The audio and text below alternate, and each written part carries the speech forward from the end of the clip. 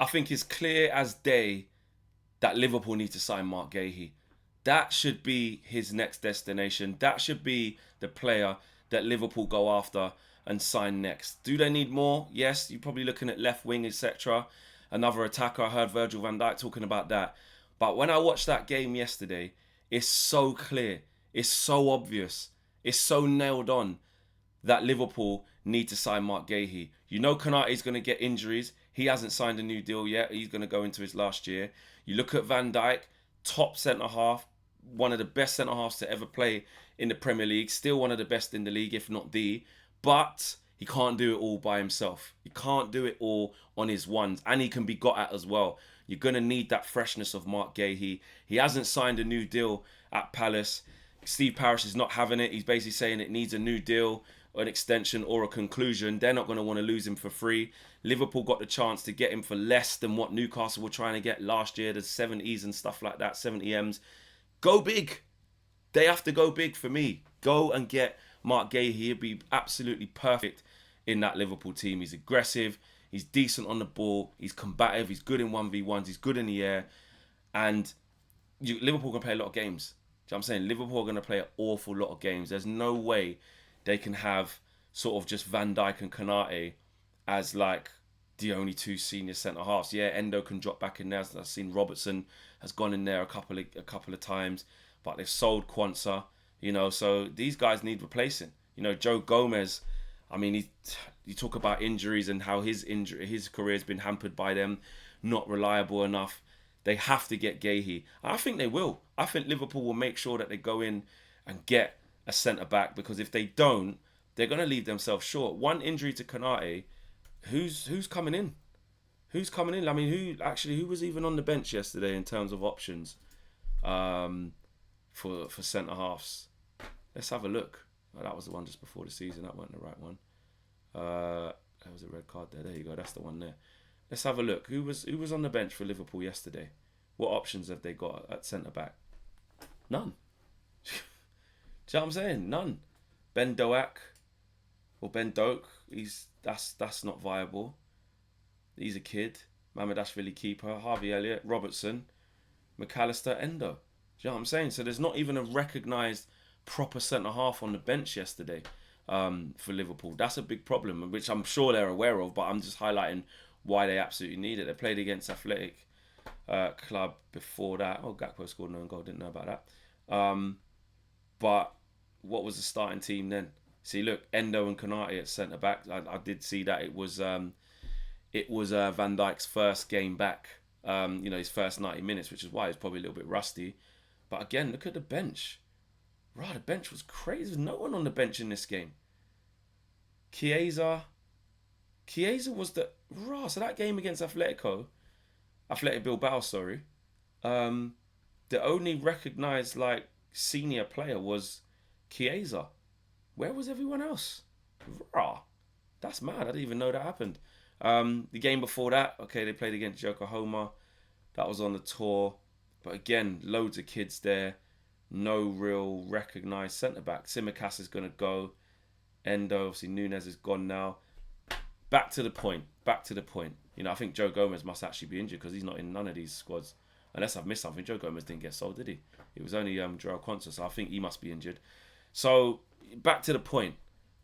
It just proves why. And I don't see anyone better suited to playing for Liverpool than Marc Guehi. And the situation he's in strengthens Liverpool's hand. Not that Liverpool need any more strength in that position. In terms of in the market, they're the most attractive proposition going. They're the Premier League champions. They're signing Florian Wirtz. They're showing intent for Isak. They've got Ekitike. Players want to play for Liverpool. Look at Frimpong and Kirkez yesterday. They were very good, really good additions. So in terms of, allowing Marc Guehi to go to Liverpool, or him wanting to go there, I don't think that would be a problem. It would just be the price. What price would he be? 70. He was bids were getting turned down for 65 plus last year when Newcastle United put in 4 bids, and lo and behold, they couldn't get a player. That's not the first time that's happened. But it was big money that Palace were turning down. And at the time, he had 2 years left on the contract. 70 million then. He's got 1 year left now, and they have to sell him in this window. He's going to go on a free because he won't sign a new deal. you should be able to get him for 50. You should be able to get him to 50. I think that's fair. Maybe even slightly less. You know what I mean? But Steve Parr's still going to, and Palace still going to drive a hard bargain. But I think 50 to 55 should be enough to get Marc Guehi out of Crystal Palace when he hasn't signed a new deal. So he's made it clear he doesn't want to stay there beyond his time. And Palace have to sell. Well, you can't. I repeat. Steve Parrish said, "quote It needs a new contract or a conclusion of some kind." But Fabrizio Romano added that Guehi won't sign a new deal and exit in the final 20 days is likely. Steve Parrish also says, "Of course, for players of that caliber to leave on a free, it's a problem." So Guehi has all the power, and I say that he's a top player. He's a top, like, in terms of mentality, loyalty. He's run through the mill for Palace. When it was all those bids going in last year to Newcastle, didn't agitate for a move, doesn't speak on social media, doesn't, I'm saying, he's a good egg, top pro, went away with England, played in pretty much all the games in the Euros as well, so he was brilliant in that. So he got his chance, and that kind of, catapulted him into this sphere of, like, he can be playing at a higher level. And then, he played the whole season, won the FA Cup, bust his eye open, couldn't even see out of it to even have the celebrations last year. A whole sort of transfer window so far of speculation of him leaving, not signing a new deal, puts in a top performance again in the Carabao Cup, in the Community Shield yesterday. So you're getting a good egg. You know what I mean? In terms of Arne Slot, it'd be perfect. It'd be perfect to have that type of player. He's experienced. How old is Marc Guehi now? He must be about 28, 27, 28, something like that. So he's the perfect age.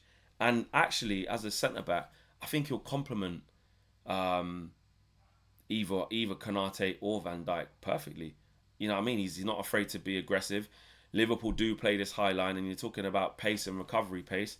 He's just as quick as Konate. You know what I mean? Van Dijk isn't the quickest anymore. I think his is more anticipation and, trying to not engage to get people to come back and help. I said that yesterday. A lot of you Liverpool fans are saying, "Oh, but you got Maguire, and it's one bad game." And nah, like he's the king of doing it. I'm not saying it's a bad thing. I'm just saying it's what I can see.